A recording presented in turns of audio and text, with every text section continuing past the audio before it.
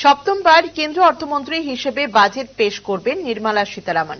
প্রাক্তন কেন্দ্রীয় অর্থমন্ত্রী মোরারজি দেসাই টানা 6 বার বাজেট পেশ করেছিলেন। সেই রেকর্ড এবার ভাঙবেন নির্মলা।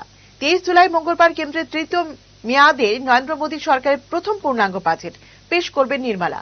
স্বাধীন ভারতের প্রথম অর্থমন্ত্রী মোরারজি দেসাই 1969 থেকে 1964 সাল পর্যন্ত টানা 6 বার সংসদে বাজেট পেশ করেছিলেন।